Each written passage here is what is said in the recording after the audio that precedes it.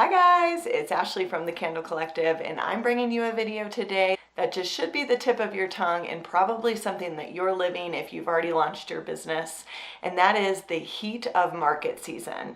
So we are in Q4, and right now my holiday calendar is bustling, let's just say that. So I wanted to make a video today all about how to maximize your time at pop-up events and markets and things that I have found that really help me build a relationship with customers. So I'm just going to go through my approach on how I draw people in, engage with them, and hopefully make them repeat customers moving forward. So if you're new to my channel, my name is Ashley. I'm a serial entrepreneur and I like to make videos all about my candle business, but with that being the realm of it, I also like to add in things that I know a little bit more about, which are marketing, business strategy, being a small business owner, and all the highs and lows that come with it. So today's video, like I mentioned, is all going to be about how I maximize my time, my energy, and my efforts when I'm in front of customers at markets or pop-up events. So if you've watched any of my other videos about markets or events or my bottom line, you know that these are a big, huge piece of my income and my total annual revenue. I really, really emphasize, whether I'm at a market or some of my employees are at a market, how important and impactful each market is. They're a lot of work, they're a lot of time and energy. They almost need like days after for us to detox as business owners, makers, and event leaders, but they are totally worth it. And until I'm proven otherwise, I'm still going to be on this hill preaching about how important markets are. So today's video is how I maximize my sales at markets. And I do that by engaging with the customers that come up to our booth or don't even come up to our booth and are just walking by. I always tell, especially when I'm hiring people to work with me at my candle business, that, you know, I need people that are going to be introverted when they're in the shop. That's totally fine. But you need to like be a light switch, turn it on the minute that the market goes live, because odds are there's going to be 6, 7, 8, 9, 10 different candle makers at this market, and we need to be the ones that stand out. So obviously product displays, things like that are like a whole other piece of the puzzle. So the first thing that I do is, whether somebody is walking by or somebody is like kind of gauging interest and thinking about coming in, and you have to remember, this is like our personal space that we're setting up. Yes, we might be in a public forum or event space, but we're still inviting people into something that we temporarily own for that time and space for the day. And so it is sometimes, you know, socially awkward for some people to be coming into a space. That's why I personally don't have booths that are like completely in and maximizing all of my 10 by 10 space. I actually keep a table up front, and I always make sure that myself and the people that are working with me are standing up, just to make it as inviting as possible and doesn't feel so like intrusive going into someone else's space. Now obviously this is like not everybody, but it's what works for us and what works for us right now. And this is obviously going to change and evolve as my business grows and changes and evolves. But let's say that somebody is just walking by and they look over, make some eye contact. I'll just say something of, "Hi, how are you doing today?" Anything like that. And then I will also say, like, if I'm finding that the energy that I'm picking up from them is someone engaged, but maybe they need that kind of like invitation to come in, I'll say, "Would you like to smell a great smelling candle today?" And then that's a good way to just kind of invite them in.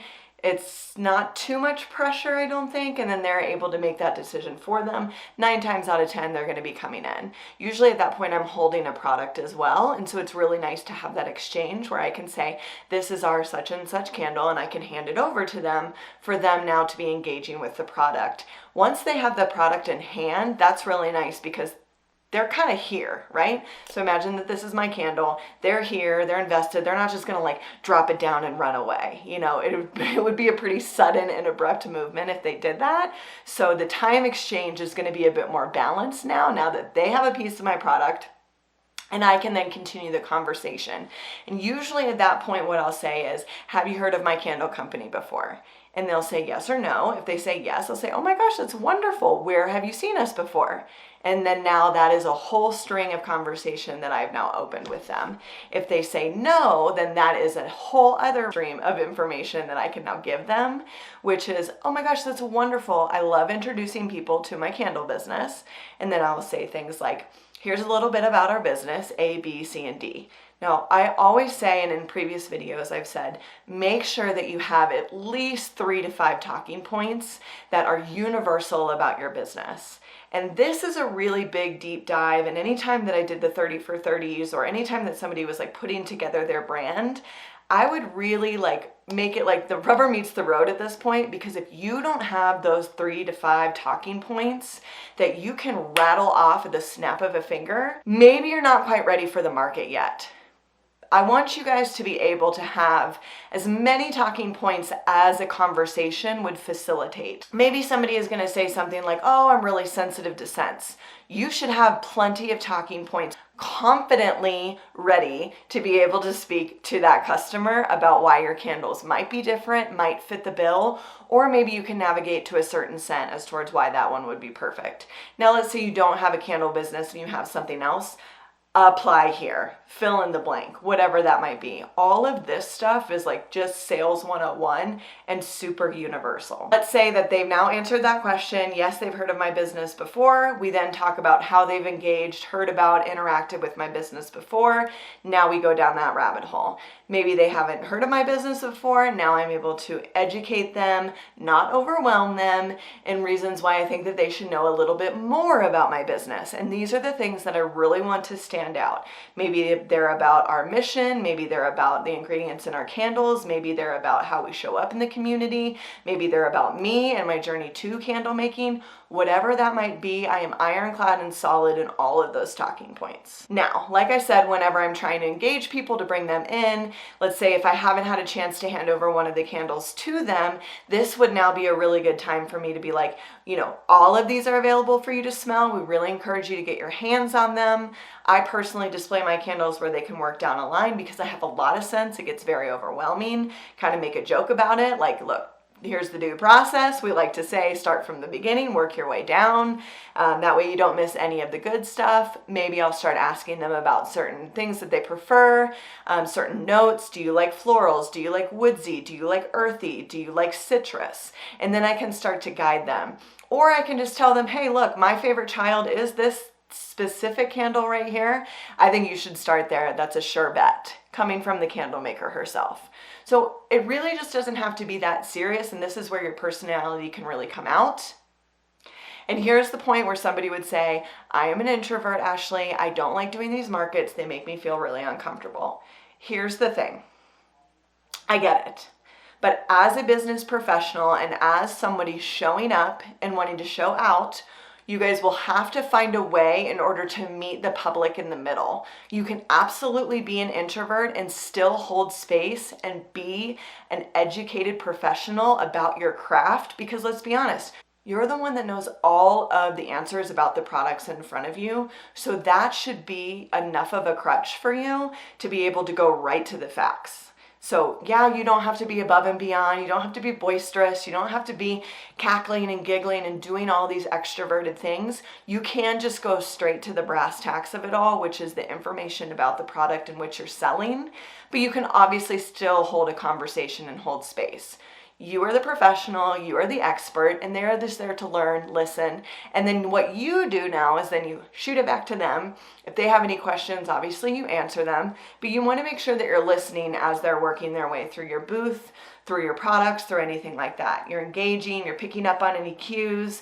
Maybe they're like, oh, I don't like that smell. It smells like an ex-boyfriend. And be like, already been there. Know that feeling. Let's go ahead and divert your attention over here, and maybe this smells like the new love of your life.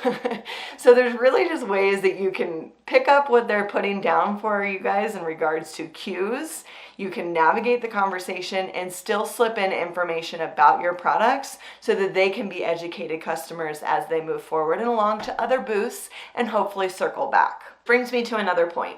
A lot of times, depending on where you're set up in the booth realm, location is obviously king, and it's super hard when you go to a market and let's say you're one of the first people that they see and they're like, oh, I kind of want to like make a lap. That's a really good way for you to be like, hey, I would absolutely love it if you come back by. Let us know what you find. We'll still be here. And just let them know that like you're looking forward to seeing them again.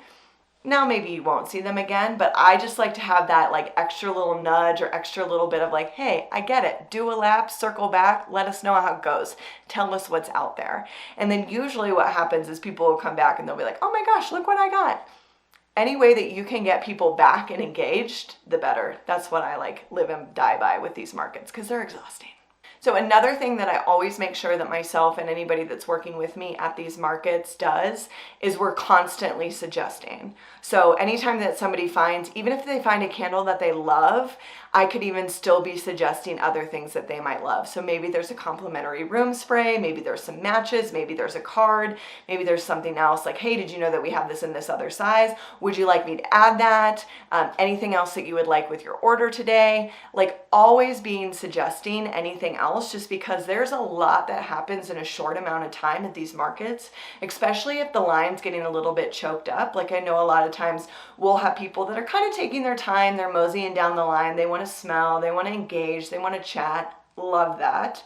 But then there's others that want to come in, they want to buy what they already know, or maybe they found a scent that they like and they're already like, okay, let's just go so I can get on, move on, I'm already overwhelmed. No matter what point of the sale they're in, even if it's not a sale at all and they're just there to smell the things and move on, you can always be suggesting something else. Maybe it's just simply suggesting, here's our card, and then go ahead and follow us on social media, see where we're gonna be next. Maybe you'll need a gift down the line. So really my whole emphasis on these markets is even if somebody's not buying from me that day, I always want to be welcoming and inviting to the fact that they could purchase from me at a later date.